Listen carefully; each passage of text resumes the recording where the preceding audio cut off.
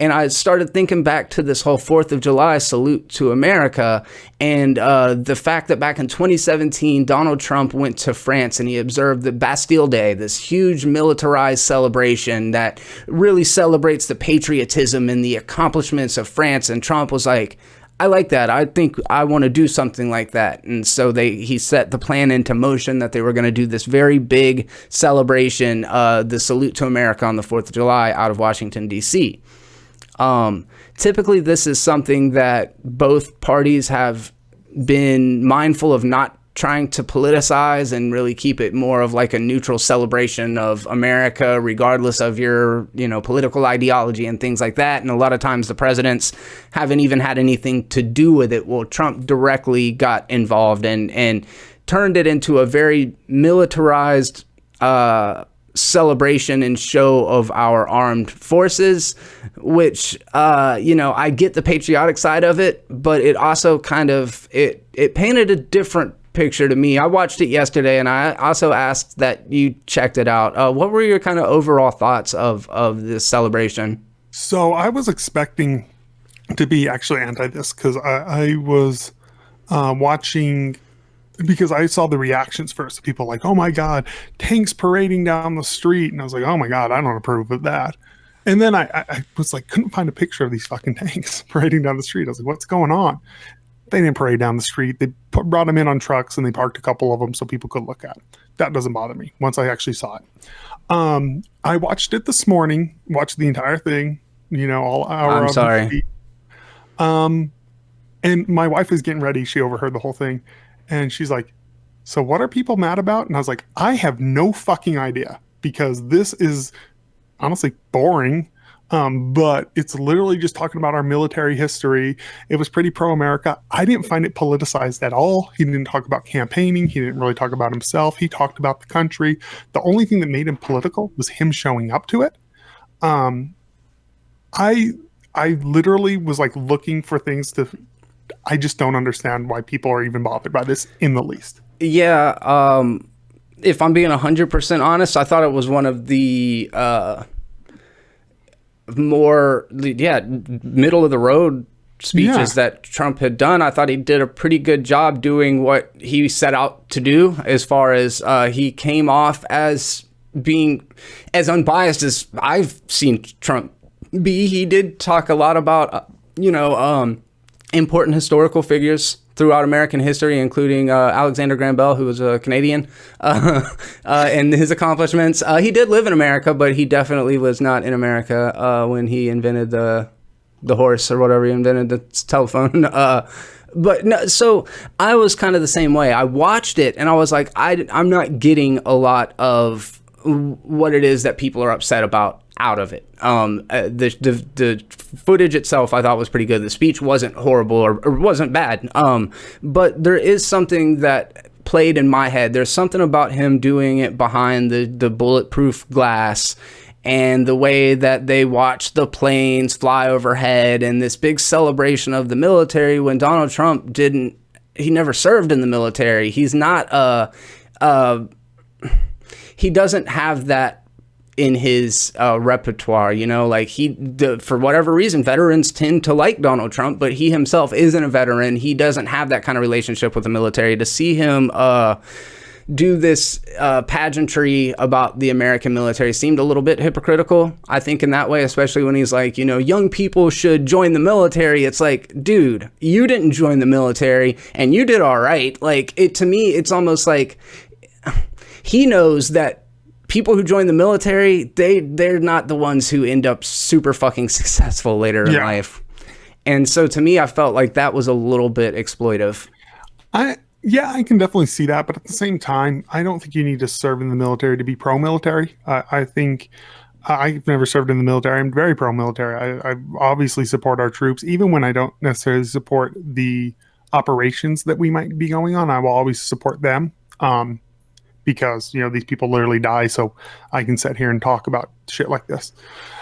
So, and that's just how many things.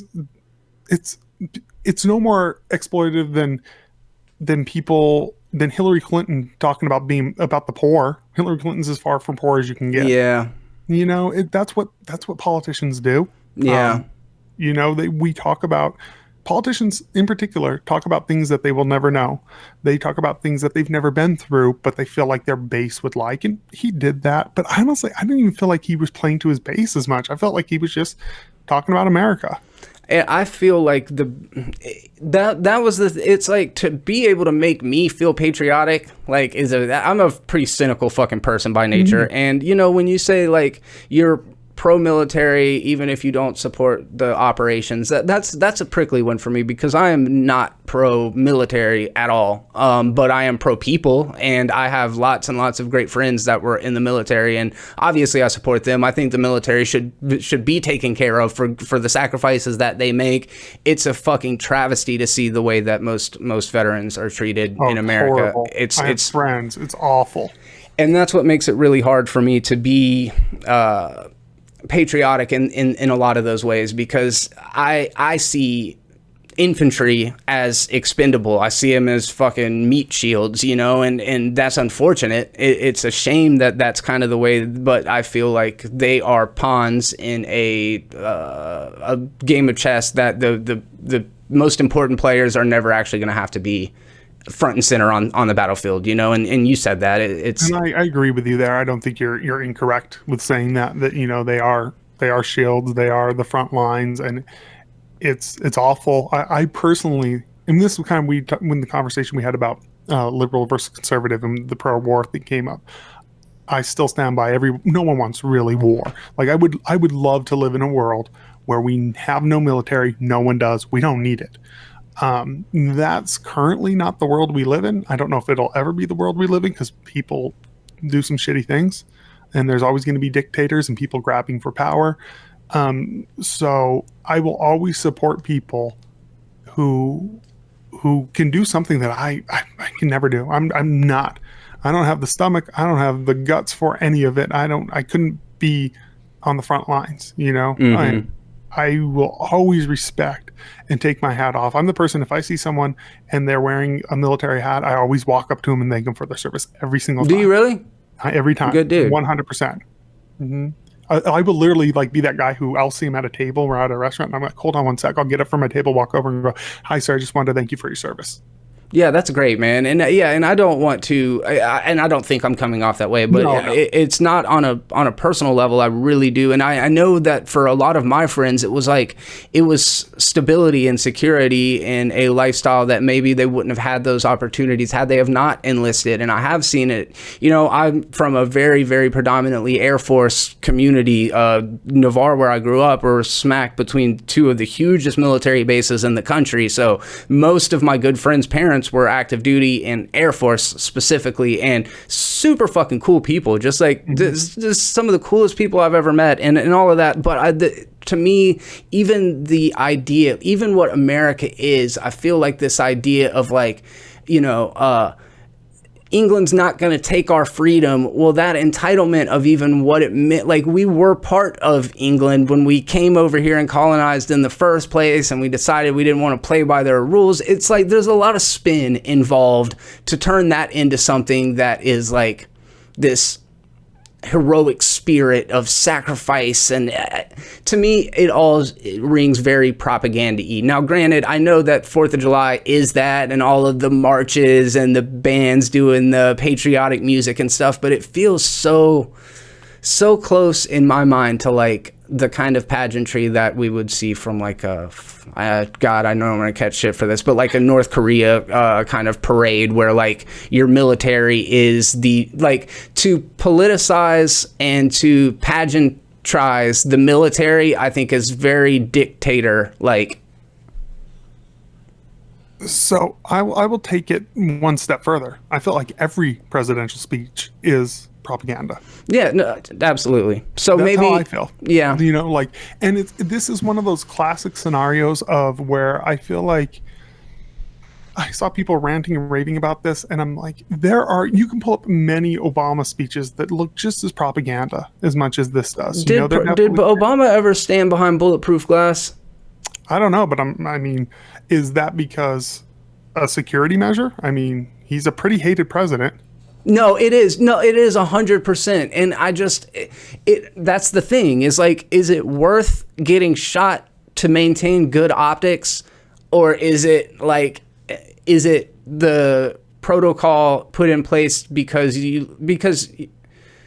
see, that's a tricky thing. I see where you're coming from. Obviously, he needs it in place now where maybe they didn't back then, but I think that a radical would be just as likely to shoot Obama as they would to shoot Donald Trump. I mean, Obama was a very hated president. The approval ratings aren't very different for either of these men. Right. Like we like to pretend they were very divisive, both of them. So I agree with you. I think Obama was, every time he went out, was in just as much jeopardy. So him speaking without bulletproof glass, does that make it better, or does it make it maybe he should have had really dumber? Yeah, well, yeah. I don't know, but it's just the optics. It's that, like, what and when we talk about a wall, like it's the implication, it's the nonverbal part of the language that it portrays, that it creates it paints the picture, I guess. And I don't know. To me, it doesn't bother me. Like, it's like the Pope Mobile with his bulletproof glass. I don't freak out about that either. Yeah. These are people. Here's the thing is, every president is surrounded by guys with guns. You may not see them, but they are surrounded constantly with people who will kill you if you come, And yes, a bulletproof glass might optically look worse, but these people are surrounded by people who carry guns, who will kill you if they need to, because they're presidents, and they should be, because there are crazy people on the left and on the right who would, or just crazy people who don't even affiliate with any party, who would try to take shots at somebody. I mean, I'm pretty sure, and this is pretty fucked up to say, I'm pretty sure JFK wish he would have had bulletproof glass around his car. Yeah, it's fair. It's fair. And, Reagan and JFK, political ideology is completely opposite. Both of them, well, one assassinated, the other had an assassination attempt. So presidents are always going to run that risk. And yeah, you're right. The Secret Service is always protecting him and flanking him. And there's just something about the framing of the pictures, the framing of the video, that is able to put that part out of our minds in favor of painting another kind of picture. I just feel that separation creates a distance, and that's nothing to get hung up on. That's not my whole. Here's my thing though. I feel like, and see if you agree with this. I feel like in order, you watched the whole thing, I watched the whole thing. Even with the tanks, I heard they were going down the street. I was like, oh my God, that's crazy. Like, I was prepared to be angry about this, be like, we cannot have tanks rolling down the street. I feel like a lot of people are nitpicking because of ideologies. And you saw this with Obama. Like, I can't tell you how many times I saw people on the right who were freaking out about stuff Obama did. And I was like, guys, calm down. Bush did the same thing before him. Like, chill. Or Bush did something similar. And I feel like this is a case of Trump derangement syndrome. I feel like you have to be looking for stuff in order to really freak out. Because I was watching it very open-minded, and I didn't see anything that caused me to freak out. I really didn't. I think the idea, like, Trump derangement syndrome and ideology, they may overlap, but Trump derangement syndrome doesn't necessarily. It's something that gets tossed around as maybe an attack against the right, but just because, like me personally, maybe my bias is less about the ideology and more about Trump. Maybe it is more Trump derangement syndrome than it is like, oh, the fucking conservatives or the fucking Republicans. It's usually, for me, it's like fucking Trump, dude. It's a very off-putting person. Yeah. He really is. And even just, if I'm being honest, hearing him talk is kind of fucking annoying. Yeah. Yeah. Like, his tone, his cadence is kind of annoying. I'll admit that, because while watching it, there were even some moments where I'm like, God, you're just annoying. Like, you're just an annoying person. And it felt very him-centric. He was able to not frame it that way, but still it felt very about feeding his ego. And obviously, again, you're a fucking president. You're an egomaniac. This isn't a Trump thing. This is an all presidents thing. But most of them have had people behind them that would say, like, hey man, you might not want to make it all about you because people might not like that. And he's just like, no, shut the fuck up. I'm good. I got this. I felt like this was one of the few times he didn't make it about himself. I actually felt quite the opposite. I feel like normally that's all Trump does. It's Trump, Trump, Trump, Trump, Trump, every speech. It's me. I got so many friends, every time. And I felt like this was like, hey, these people did this. They had that sit out at that school for the civil rights movement. We have this person in the audience today. We have that person in the audience today. Give them a round of applause. I felt like this was, to me, I felt like this was one of Trump's best displays, personally. I don't disagree with the fact that it was a really well put together speech. I think that okay, so then another from an outside perspective, Russia, one of their main television outlets, like one of their big media, like basically 60 Minutes kind of shows, was kind of poking fun at the actual weaponry and military vehicles that were put on display. Supposedly they weren't like the new versions of anything, that they were a little battered, a little worn out, that the weapons weren't even like actually real guns or some shit on it. So do you think, it's our relationship with Russia is interesting right now. And obviously, you can't say our relationship with Russia is blank, because that would be a blanket statement implying that everybody in Russia felt the same fucking way about anything. But to be criticized on a national scale for seemingly wanting to promote the power, the strength of our military, and then using technology that wasn't as advanced as we have. Like, I don't understand the reasoning behind why the selections were made. So I'm assuming we didn't want to put our best stuff out there because, there's going to be people around. And I'm assuming this was an opportunity because I don't know. I couldn't find many pictures of these tanks. Like I could just find a couple with the little guards around them. And people did seem pretty close. I don't know about you. Have you ever been to like a tank thing where they show military weapons and you're able to walk up to them? Mm-hmm. Yeah. It's super cool. Mm-hmm. I kind of thought that's what this was like, hey, you guys want to walk by and look at a tank? That's how I read it. And as far as being criticized by the national scale, we get criticized on the national scale for everything. We all do. You don't think then that this wasn't a display of military might to outside forces? It was a display of you think it was more showcasing it to Americans as opposed to showing it to the rest of the world? Yes. You got to remember, Trump's pretty isolationist. He's pretty protectionist. He's pretty America first. That's been one of his big criticisms that a lot of people have. He's definitely the America first. He's a nationalist, So I don't understand why this one instance then would flip completely against his ideology and be about the rest of the world when everything he does is about himself, but also about America.